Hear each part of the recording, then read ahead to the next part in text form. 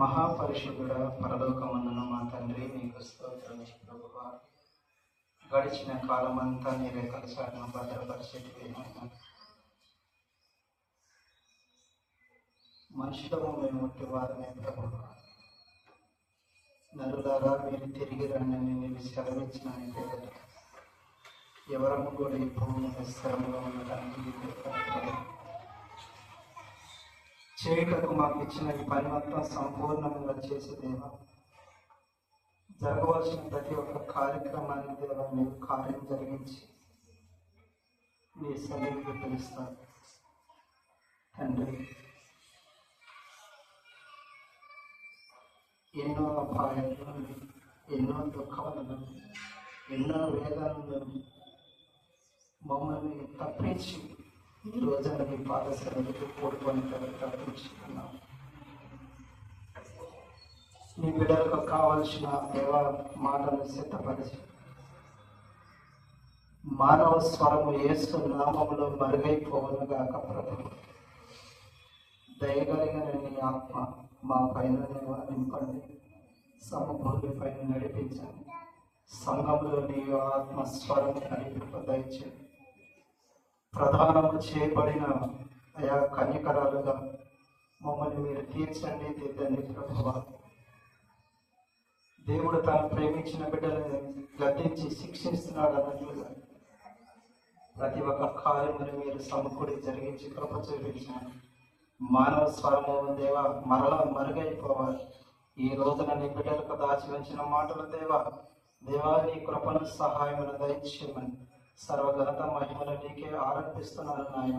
పాపిని దుర్మిని దేవా, ఏ యథార్థత లేని వాడిని దూరిని ప్రభువ, నీ వాక్య జ్ఞానమునకు దయచేయని గూఢమైన సంగతులు బయలుపరచమని దేవా, నా శక్తి చేత కాదు, నా బలము చేత కాదు, నా జ్ఞానము చేత కాదు, కేవలం నీవు ఇచ్చిన ఆత్మ నడిపింపుతోనే ఈ ఉదయకాల సమయమందున చెప్పి ఉండగా నీవు కార్యము జరిగిస్తున్నందుకు వందనాలు స్తోత్రం చెల్లించుకుంటూ నా ప్రభువైన నా రక్షకుడైన నజరేయుడైన యేసుక్రీస్తు పుణ్యనామంలో అడిగి వేడుకొని పొంది ఉన్నాము తండ్రి. ఆమేన్, ఆమేన్, ఆమేన్. హల్లెలూయా. ఆదికాండము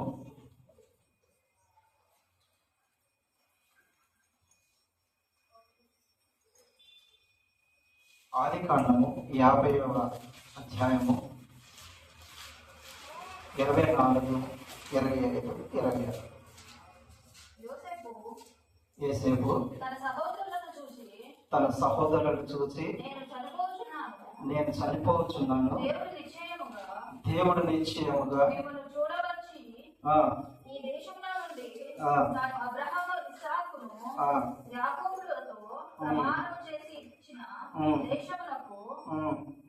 మిమ్మల్ని తీసుకొని పోవనని చెప్పాను.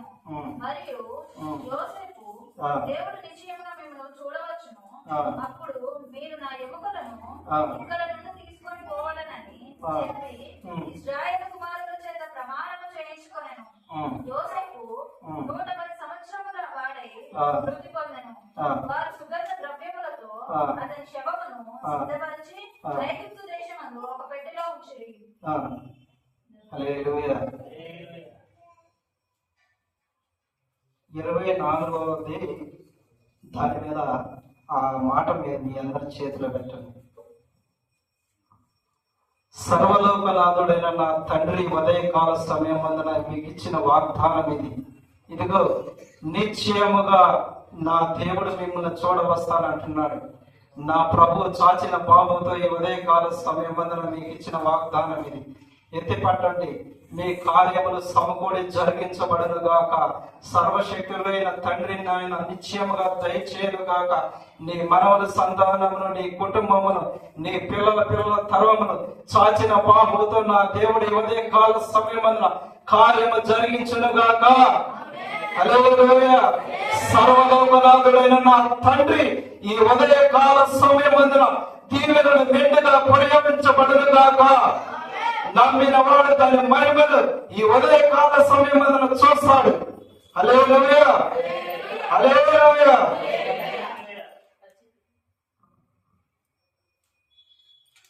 యాకోబు కుమారుడైన యోసేపు ఈ ఉదయకాల సమయం చెబుతున్నాడంట. ఏమని? యోసేపు అనేక విధములుగా ఐగుప్తులో ఉండి ఆయన అనేక మొరలు పెట్టినప్పుడు దేవుడు ఆ మొరలు విన్న తర్వాత, ఐగుప్తులో ప్రధానమంత్రిగా చేసిన తర్వాత, యాకోబును తన పిల్లలందరినీ కూడా ఐగుప్తు చేర్చిన తర్వాత, యాకోబు మరలా తను చనిపోయిన తర్వాత యోసేపు దుఃఖముతోనూ అనేక విధాలుగా బాధపడినప్పుడు ఈ మాటలు చెబుతున్నాడు అన్నమాట. యోసేపు తన సహోదరులను చూచి, ఇదిగో నేను చనిపోవచ్చున్నాను, దేవుడు నిశ్చయముగా మిమ్మల్ని చూడ వచ్చును అంటే, ఒక భక్తిపరుడు ఏం చెప్తున్నాడంటే, అబ్రహాములు, ఇస్సాకులు, యాకోబుల దేవుడు ఐగుప్తుకి చేర్చి ఉంచాడు అనేక కరువులు సమస్యల్లో ఉన్నప్పుడు. నేను మరి మిమ్మల్ని తీసుకొచ్చింది నేనే కనుక నేను చనిపోతున్నానని మీరు బాధపడద్దు. ఎందుకనంటే ఏ దేవుడు మిమ్మల్ని ఇక్కడ చేర్చి ఉంచాడు అదే దేవుడు చూడవస్తాడు నిశ్చయముగా. నేను పోతున్నానని మీరు బాధపడద్దు. దేవుడు వస్తాడు, ఐగుప్తులో నుండి మిమ్మల్ని నిశ్చయముగా తీసుకొని వెళ్తాడు అని తన సహోదరులను, తనకు కలిగిన సమస్తాన్ని ఎదుట యోసేపు చెబుతున్నాడు ఈ మాట. వీరందరూ, అరే ఐగుప్తుకి యోసేపు ఉన్నాడనే కదా మేము వచ్చింది, మరి ఇతను చనిపోయిన తర్వాత ఇంకెవరికి దిక్కు, ఎవరు మాకు దిక్కు అని అనుకుంటున్నారు. యోసేపు చెప్తున్నాడు, అయ్యా మరి నేను పోతున్నాను, మీరు బాధపడద్దని చెప్పగానే చెబుతున్నాను.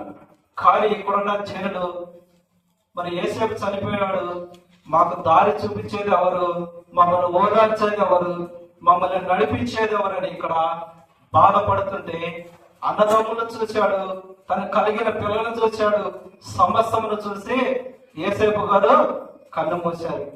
కన్ను మూసిన తర్వాత ఆ జనుల పైన రాజు అనేక పర్యాయములుగా శ్రమ పెట్టడం మొదలుపెట్టాడు. ప్రార్థనాపరుడు దీవించబడిన వాడి నోటి నుండి ఒక్క మాట, స్థిరమైన మాట వచ్చిందంటే నా ప్రభు దాన్ని స్థిరపరుస్తాడు.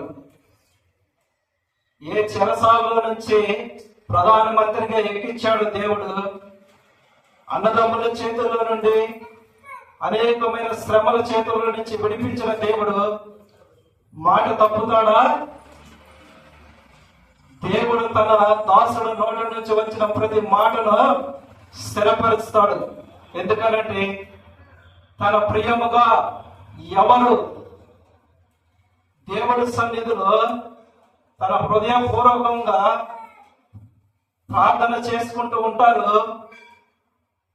తాను భయభక్తులు కలిగి దేవుడి ఎదుట యథార్థమైన మార్గములను నడుచుతూ, పాపం విషయంలో నలుగురు మనుషులు చూస్తున్నారని ఉన్నా కూడా కొంతమంది పాపం చేయడానికి వెనకాడరు.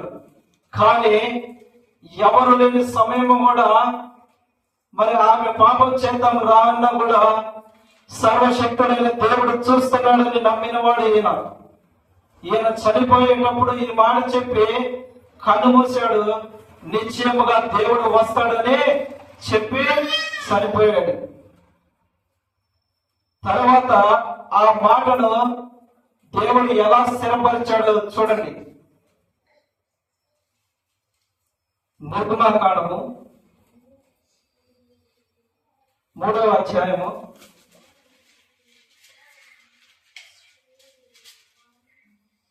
1 చదవండి ఫస్ట్. మోషే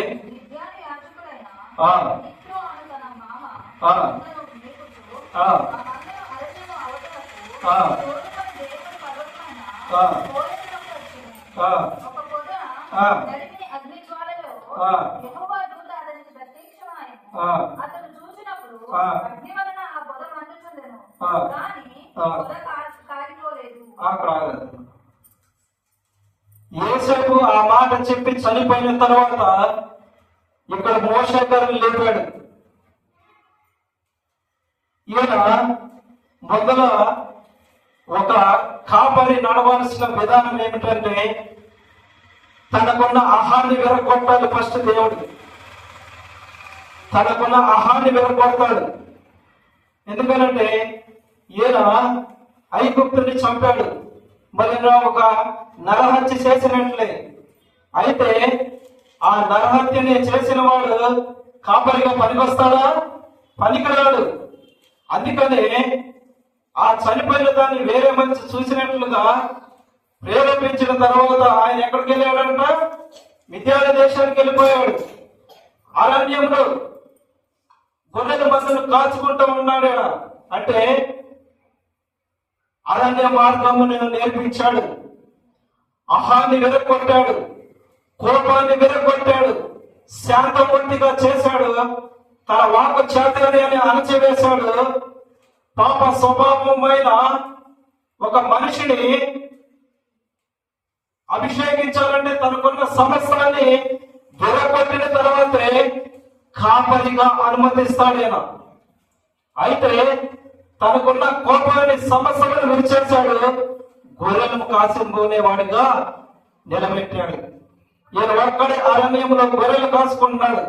కాసుకునేటప్పుడు ఒక పొదంట మిద్యాను దేశం మనం ఉన్నదంట. ఆ పొద కాలిపోవట్లేదంట. అరే ఏమిటి ఇంత పొద పచ్చగానే ఉన్నది, కాలిపోవట్లేదు, ఎందువలన చూద్దామని చెప్పేసి వెళ్ళాడు. వెళ్ళిన తర్వాత సాక్షాత్ దేవుడు అగ్నిమయముగా పొదలోనికి దిగి వచ్చాడు. అక్కడ ఏం చెప్పాడు యేసప్పుతో? నిశ్చయముగా దేవుడు వస్తాడని చెప్పాడు. నిశ్చయముగా దేవుడు ఇక్కడికి వచ్చాడు. వచ్చి అగ్ని జ్వాలలో ఎవరితోనైన మన ఆరాధ్య దైవమైన సాక్షాత్ ప్రభువారు వచ్చాడు. వచ్చి 3 చదవమని అప్పుడు ఆ మోషే ఆ పొద ఎలా కాలిపోలేదు, ఆ నేను ఆ తట్టు వెళ్ళి ఈ గొప్ప వింత చూసేదని అనుకునేను. దానిని చూచుటకు అతడు ఆ తట్టు వచ్చుట యెహోవా చూచెను. దేవుడు ఆ పొద నడుమ నుండి మోషే మోషే అని అతనిని పిలిచెను. అందుకతడు చిత్తము ప్రభువా అనెను. అందుకాయన దగ్గరకు రావద్దు, నీ పాదముల నుండి నీ చెప్పులు విడువుము, నీవు నిల్చున్న స్థలము పరిశుద్ధ ప్రదేశం అనెను. మరియు ఆయన నేను నీ తండ్రి దేవుడను, అబ్రహాము దేవుడను, ఇస్సాకు దేవుడను, యాకోబు దేవుడను అని చెప్పగా మోషే తన ముఖమును కప్పుకొని దేవుని వైపు చూడ నేరవచ్చెను. హల్లెలూయా. ఇక్కడ చూడండి, ప్రభువారు ఆ పొదలోకి దిగి వచ్చిన తర్వాత ఆ పొద మండుతూనే ఉన్నది. మండేటప్పుడు మోషే గారి దగ్గరకు వస్తుంటే నువ్వు దగ్గరకు రావద్దు, ఎందుకనంటే నువ్వు నన్ను చూడలేవు, నేను ఇంకా ఈ భూమి మీదకి దిగి రాలేదు, మీ అందరి కొరకు నేను ప్రాణం పెట్టలేదు కనుక నీవు నా దగ్గరకు రాలేవు. అయితే నీ పాప స్వభావమైన నీ చెప్పులను తీసివేయి. నిజము చెప్పులు తడుకునే లేపు అబద్ధం అనంట దేశం మొత్తం చుట్టేసి వస్తుందంట. ఎందుకంటే చెప్పులకు అలాంటి స్వభావం కలిగినది కాబట్టి పాప స్వభావమైన చెప్పులను తీసివేసి అమ్మా కొద్దిగా చెప్పేది అంటే పాప స్వభావమైన ఆ దానిని తీసివేసి నీవు నా దగ్గరగా ఉండమని అంటున్నాడు. ఈ మాట చెప్పిన తర్వాత ఏమంటున్నాడు తెలుసా? నేను నీ తండ్రి దేవుడను, అబ్రహాము దేవుడను, ఇస్సాకు దేవుడను, యాకోబు దేవుడనని చెబుతున్నాడు. ఆ మాటకి, ఆ స్వరానికి, ఆ వెలుగుకి, ఆ ప్రత్యక్షతకి ఆయన దేవుడి మొహాన్ని చూడలేక ఏం చేశాడంట? పాప స్వభావమైన మనిషి దేహాన్ని బట్టతో కప్పు వేసుకున్నాడంట. ఎవరు చూడగలరో తెలుసా? దేవుడి స్వరము ఎవరు వినగలరో తెలుసా? ఎవరు విరిగి నలిగిన హృదయం కలిగిన వారే నా దేవుడి స్వరము హృదయంలో నుంచి ప్రేరేపించబడుతుంది. అది చేయి, ఇది చేయవద్దు, ఇది నీకు తప్పితమైనది, ఇదిగో నేనే సర్వశక్తి కలిగిన దేవుడును, చాచన బాహుతో నిన్ను పోలిస్తానని చెప్పేవాడు. కనుక 7వ చదువుతాడు. మరియు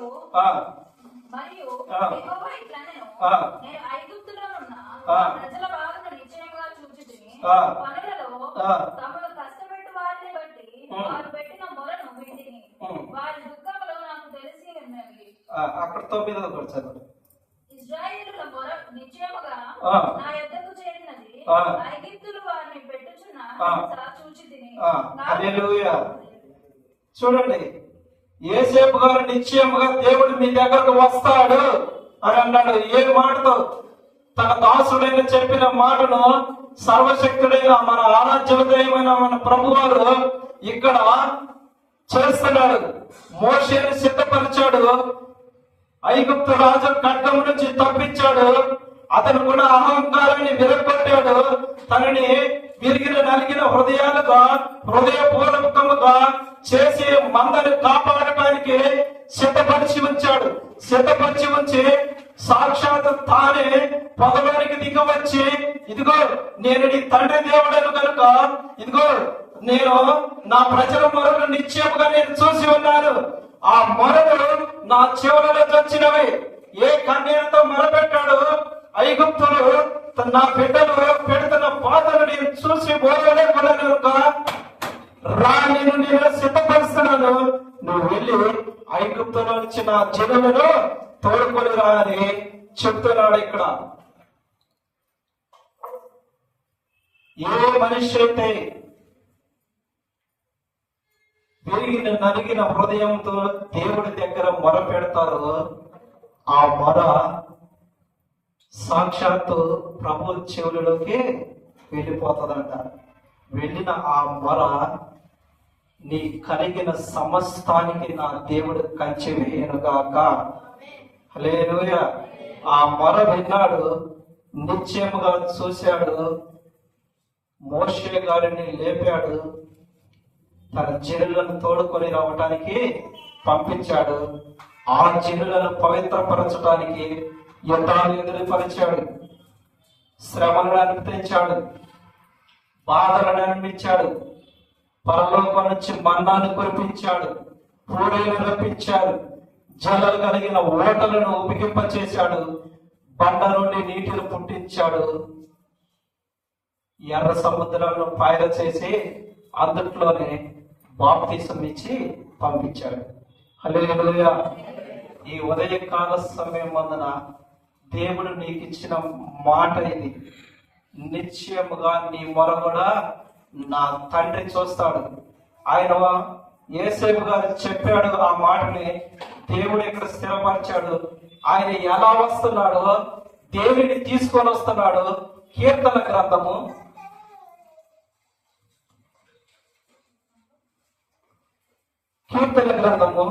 18వ అధ్యాయము 10-11.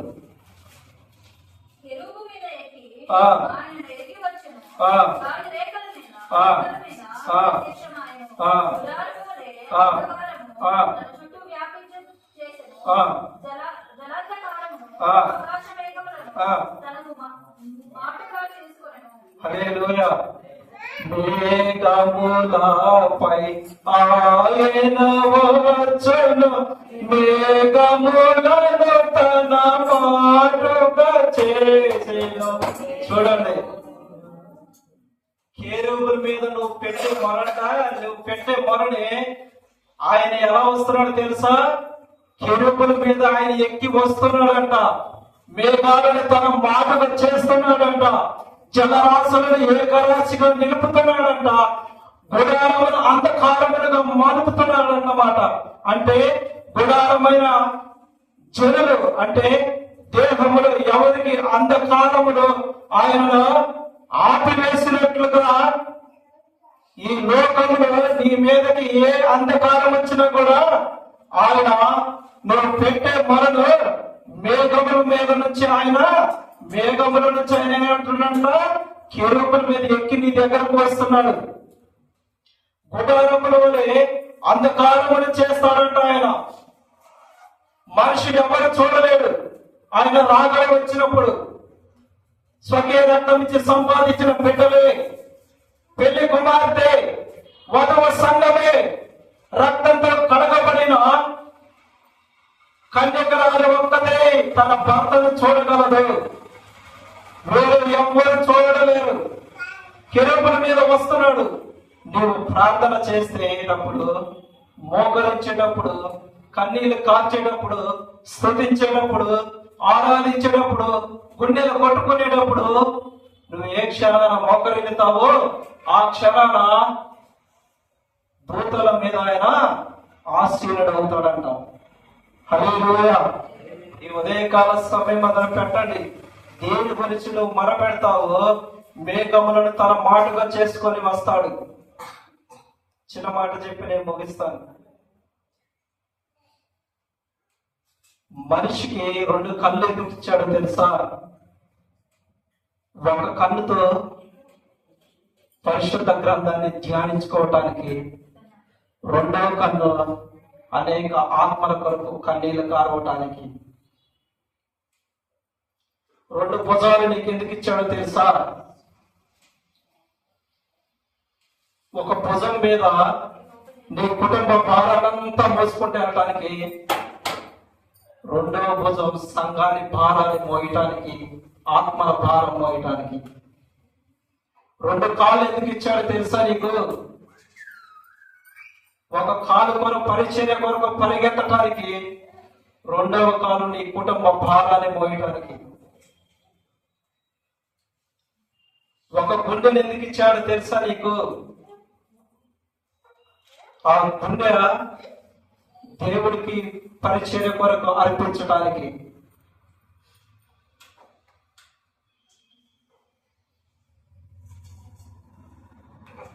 దేవుడు ఇచ్చిన ప్రతి ఒక్క దానికి కూడా విలువ ఉన్నది.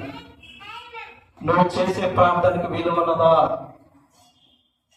నువ్వు కన్నీరు కార్చే కన్నీరుకి విలువ ఉన్నదా? కాళ్ళు 2 ఇచ్చాడు, కళ్ళు 2 ఇచ్చాడు, గుండెనిచ్చాడు. భుజ స్కంధాల మీద నా సంఘాన్ని భారాన్ని మోయమని. నా ప్రభు సన్నిధిలోకి రావడానికి కూడా అర్హత లేని నీవు, నేను నా ప్రభు సన్నిధిలో కూర్చోబెట్టాడు. 2 చేతులు ఎందుకు ఇచ్చాడో తెలుసా నీకు?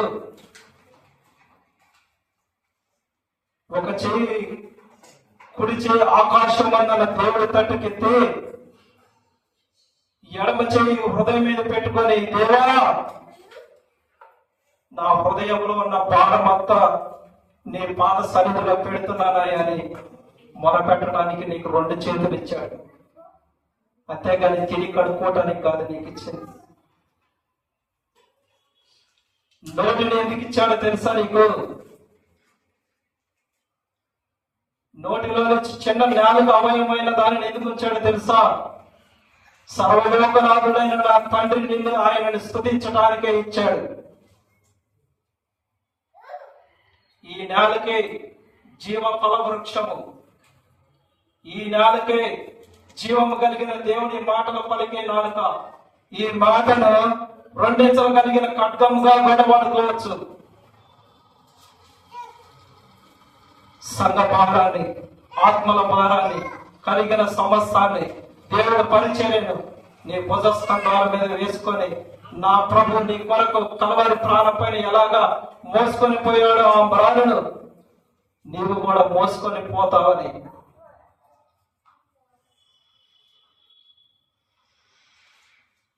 నువ్వు పెట్టే మన ఉదయమారు నా దేవుడి సన్నిధిలో పెట్టు. నా ప్రభు మేఘవాహనుడై సర్వశక్తి కలిగిన దేవుడు దిగివచ్చును గాక.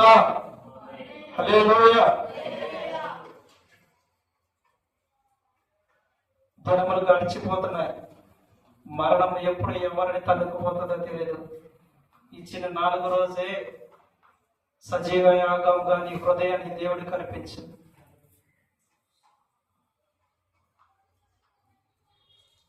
ఎంత పరిచయం చేశావు, ఎంత స్తుతించావు, ఎంత తప్పెట్లు కొట్టావు, ఎంత ఆరాధించావు, ఎంత పాటలు పాడావు, ఎంత కన్నీరు కార్చావు, ఎంత దశమ భాగం వేశావు, ఎంత మోకాళ్ళుని ప్రార్థన చేశావు, నీ బిడ్డల కొరకు, నీ దాసుల కొరకు సమస్తము నువ్వు ఎంతగానో మృగులాట చేశావు.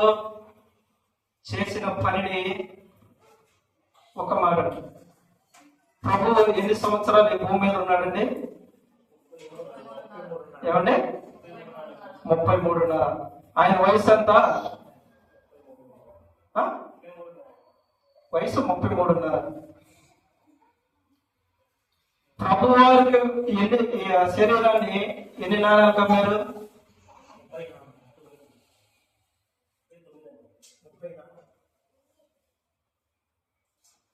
30 వెండి నాణాలు కమ్మారు.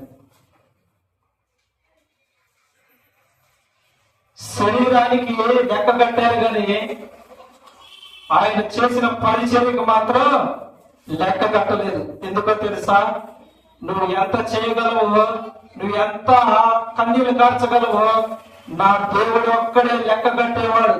ఈ భూమి మీద నీ వయసుకు, నీ ప్రాణానికి, నీ కలిగిన దానిని లెక్క కట్టచ్చు, కానీ నువ్వు చేసిన పరిచర్యకే నా దేవుడు ఒక్కడే లెక్క కట్టేవాడు. హల్లెలూయా. కనుక ఈ ఉదయకాల సమయం అందున దేవుడిచ్చిన తన వాక్కును మీ కొరకు ఇచ్చి ఉన్నాను. ఏ హృదయంతో చెప్పానో సమస్తము నాకు తండ్రికే తెలియదు. ఏ హృదయంతో విన్నావో నీకే తెలియదు. దొంగ నరహంతకుడు ఆ మాటను ఎత్తిపోకుండా మీ విడికిలో ఈ మాటలను భద్రపరచుకోండి. ఈ వాక్ కొరకు మీరు ప్రార్థన చేసుకోండి. సర్వశక్తుడైన దేవుడు నా ఈ మాటలు దీవించి ఆశీర్వదించును గాక.